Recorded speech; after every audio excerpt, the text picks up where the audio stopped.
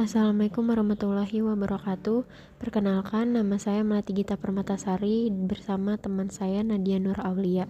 Ingin mempresentasikan hasil kerja kami. Pada pertemuan kali ini, kami akan membahas civil society. Pada pengertian di sini, civil society atau masyarakat madani merupakan konsep yang memiliki banyak arti dan sering dimaknai secara berbeda. Namun, semua ahli sepakat bahwa harus ada partisipasi yang bersifat sukarela dari sebagian warga masyarakat, tidak termasuk perilaku yang dilakukan karena keterpaksaan. Civil society merupakan bagian masyarakat yang memiliki adab dalam membangun, memaknai, dan menjalani kehidupannya. Masyarakat madani seringkali diartikan dengan makna yang berbeda-beda. Hal ini merupakan salah satu konsep dasar.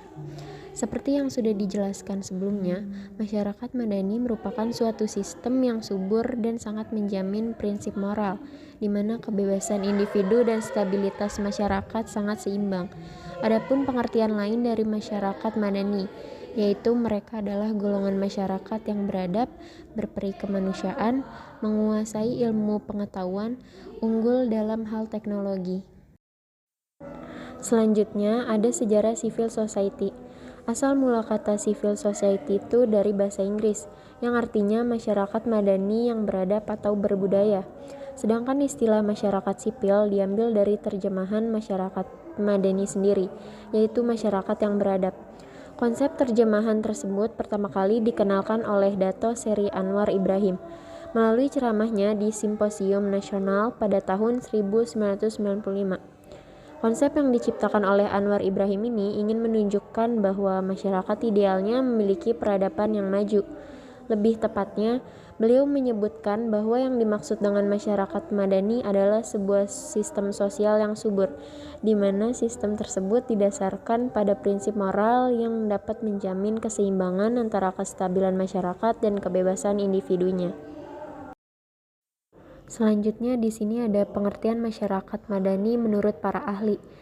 Yang pertama itu ada menurut Mun Im pada tahun 1994 mengungkapkan bahwa istilah civil society atau masyarakat madani adalah sebuah gagasan eris yang mengejawantah di berbagai tatanan sosial, di mana hal terpenting dari gagasan tersebut adalah usaha dalam menyelaraskan berbagai konflik kepentingan, entah itu kepentingan masyarakat, individu, dan juga negara.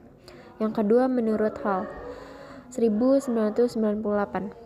Hal mengatakan bahwa masyarakat madani biasanya identik dengan istilah civil society, di mana hal tersebut berarti sebuah ide, bayangan, angan-angan, serta cita-cita suatu komunitas yang bisa mengejawantahkan kehidupan sosial. Di dalam masyarakat madani, para anggotanya akan berpegang teguh pada kemanusiaan dan juga peradaban. Yang ketiga ada menurut Hefner. Hefner mengungkapkan bahwa masyarakat madani merupakan sebuah masyarakat yang memiliki ciri khas demokratis dalam berinteraksi dengan masyarakat lain. Selain itu, masyarakat madani biasanya lebih heterogen. Kemudian, di sini ada peran civil society dalam proses penegakan hukum dan hak asasi manusia. Proses penegakan hukum, maka hampir semua pihak mempunyai peran dan tanggung jawab masing-masing sesuai dengan kapasitasnya dan lingkup wewenang yang dimiliki. Dengan demikian, penegakan hukum tidak selamanya dilaksanakan secara formal. Artinya, hanya menjadi tanggung jawab aparatur penegak hukum saja. Namun secara informal juga menjadi tanggung jawab semua pihak termasuk civil society. Civil society sebenarnya mempunyai peran-peran yang sangat penting dan menentukan. Artinya, peran-peran secara informal melalui berbagai aktivitas yang memberikan jaminan bagi kehidupan masyarakat yang tertib, aman, dan damai merupakan tanggung jawab bersama yang harus diwujudkan dalam aktivitas nyata. Beberapa contoh kecil yang sering diabaikan oleh masyarakat, misalnya membuang sampah di jalan ketika berkendara atau di sebarang tempat, menegur dan memberikan nasihat kepada pengendara sepeda motor yang ugal-ugalan dan sebagainya, merupakan tindakan nyata secara informal. Kemudian ada ciri-ciri civil society. Yang pertama itu menjunjung tinggi nilai ketaatan mereka didasarkan pada iman, ilmu, dan teknologi yang sudah mereka pelajari. Kemudian dikembangkan dengan kekuatan iman serta keyakinan mereka terhadap Sang Pencipta. Yang kedua, memprioritaskan kesederajatan serta transparansi, menilai bahwa status mereka itu semuanya sama, entah itu perempuan maupun laki-laki. Keterbukaan atau transparansi itu artinya mereka akan menjalani kehidupan dengan sikap yang jujur dan tidak memerlukan adanya hal-hal yang harus ditutupi. Yang ketiga, ruang publik yang bebas. Ruang publik yang bebas biasanya juga disebut sebagai free public space.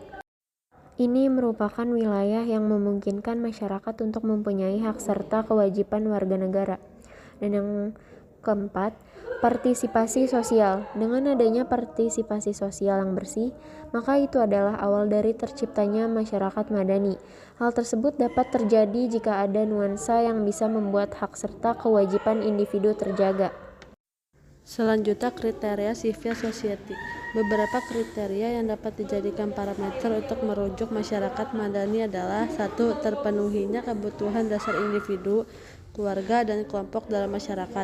2. Berkembangnya modal manusia atau human capital dan modal sosial atau social capital yang kondusif bagi terbentuknya kemampuan melaksanakan tugas-tugas kehidupan dan terjalin kepercayaan dan relasi sosial antar kelompok. Yang ketiga, tidak adanya diskriminasi dalam berbagai bidang pembangunan, dengan kata lain, terbukanya akses terhadap berbagai pelayanan sosial. Dan yang keempat, adanya hak, kemampuan, dan kesempatan bagi masyarakat dan lembaga-lembaga swadaya untuk terlibat dalam berbagai forum di mana isu-isu kepentingan bersama dan kebijakan publik dapat dikembangkan. Kelima, adanya kohesivitas antar kelompok dalam masyarakat serta tumbuhnya sikap saling menghargai perbedaan antar budaya dan kepercayaan. Yang keenam, terselenggaranya sistem pemerintahan yang memungkinkan lembaga-lembaga ekonomi, hukum, dan sosial berjalan secara produktif dan berkeadilan sosial. Yang ketujuh, adanya jaminan, kepastian, dan kepercayaan antara jaringan-jaringan kemasyarakatan yang kemungkinan terjalinnya hubungan dan komunikasi antara mereka secara teratur, terbuka, dan terpercaya. Civil society di Indonesia. Dari uraian di atas, pertanyaan yang kemudian muncul adalah bagaimana dengan upaya pembentukan civil society di Indonesia. Berikut garis besarnya. Yang pertama, masyarakat harus mulai memahami bahwa demokrasi tidak berarti bahwa masyarakat bebas sebebas-bebasnya. Kebebasan yang diusung haruslah kebebasan yang bertanggung jawab. Dan yang kedua, demokrasi tidak mesti pemungutan suara. Pemungutan hanya aspirasi dari sebagian besar masyarakat.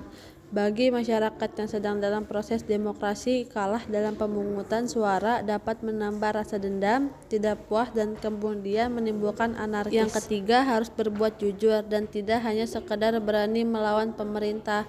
Sebaiknya tampil sebagai pembela hak-hak masyarakat. Faktor pendukung berjalannya civil society. Yang pertama, wilayah atau ruang publik yang bebas. Ruang publik yang bebas sebagai sarana untuk mengemukakan pendapat masyarakat. Di ruang publik ini semua warga negara memiliki posisi dan hak yang sama untuk melakukan transaksi sosial dan politik tanpa rasa takut dan terancam. Yang kedua, demokrasi merupakan suatu wujud yang menjadi penegak masyarakat madani, di mana dalam menjalani kehidupan warga negara memiliki kebebasan penuh untuk menjalankan aktivitas kesehariannya. Tiga, toleransi merupakan sikap saling menghargai dan menghormati perbedaan pendapat. Toleransi menghasilkan adanya tata cara pergaulan yang menyenangkan antara berbagai kelompok yang berbeda-beda. Yang keempat adalah keadilan sosial, adalah adanya keseimbangan dan pembagian yang proporsional atas hak dan kewajiban setiap warga negara yang mencakup seluruh aspek kehidupan, ekonomi, politik, pengetahuan, dan kesempatan.